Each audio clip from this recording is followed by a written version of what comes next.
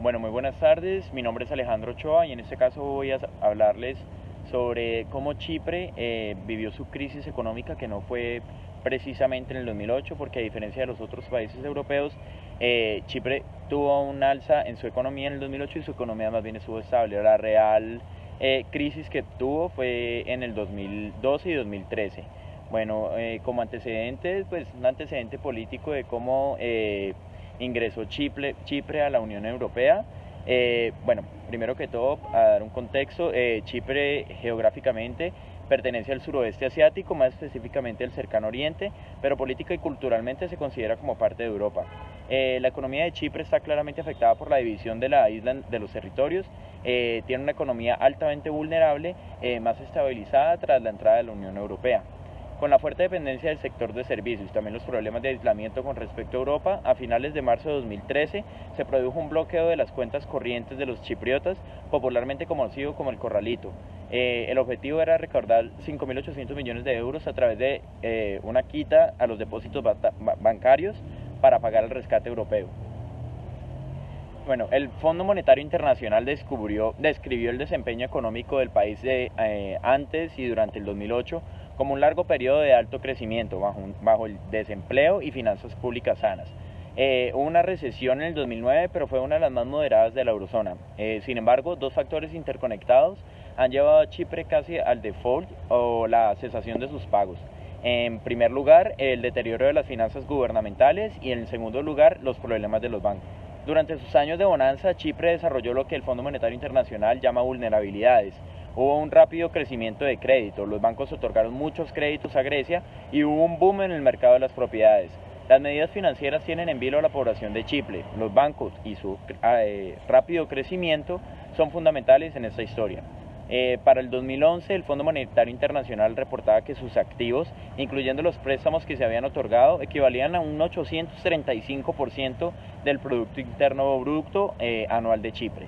Bueno, una parte de este porcentaje correspondía a bancos de dueños extranjeros, pero aquellos que son chipriotas le habían dado préstamos a propietarios griegos por un valor equivalente al 160% del PIB de Chipre.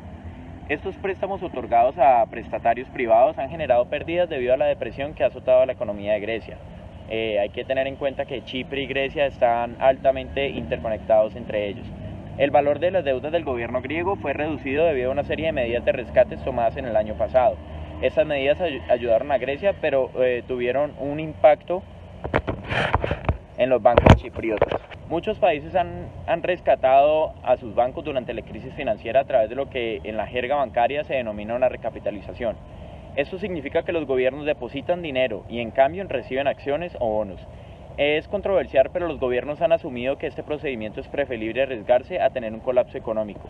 El problema es que en estos momentos Chipre no puede asumir una recapitalización de las dimensiones que sus bancos requieren. Las finanzas del gobierno han sido debilitadas por el lento crecimiento económico. Más recientemente, el declive de la eurozona también ha afectado a Chipre.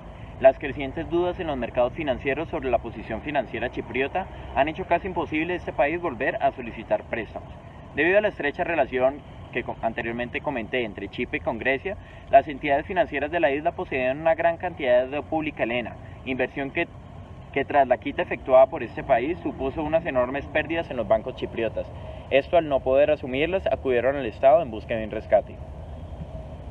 Sin embargo, el agujero de los bancos era tal que el Estado no pudo absorberlo, por lo que a Chipre no le quedó más remedio que solicitar su propio rescate a la Unión Europea. El 15 de marzo del 2012 pidió 17.000 millones de euros, 10.000 para sus bancos, 7.000 para garantizar los pagos corrientes del Estado.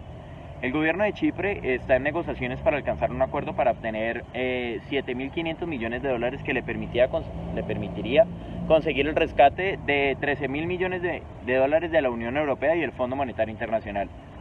Bueno, en este caso voy a nombrar uno de los parámetros de la exposición, los cuales son el PIB de Chipre, datos del 2017, se encuentra en 21.651.791 millones de dólares. Bueno, otro aspecto importante es el desempleo, como el desempleo fue antes de la recesión económica del 2008 y después de esta.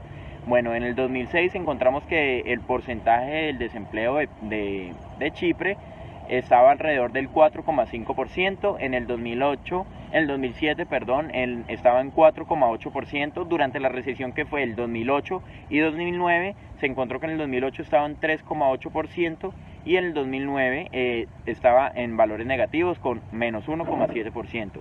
Luego de la recesión económica tenemos el año 2013 que estaba en negativo también en menos 5,9% y en el 2007 ya en valores positivos está en el 3,8%. Otro de los factores importantes es el crecimiento económico antes y después de la recesión económica mundial. En el 2006 encontramos un 4,3%, en el 2007 un 4,2%, en el 2008 un 1,8%, en el 2009 tuvo una caída y estuvo por negativo, menos 1,7%, y después de la recesión económica en los años recientes, años actuales, en el 2017 está en un valor positivo nuevamente con un 3,8%. Muchísimas gracias. Esto fue un breve resumen de lo que fue la crisis financiera que tuvo Chipre. Como lo mencioné anteriormente, no se dio estrictamente en el año 2008-2009, a diferencia del mundo, pero sí tuvo su recesión económica fuerte en el 2012-2013.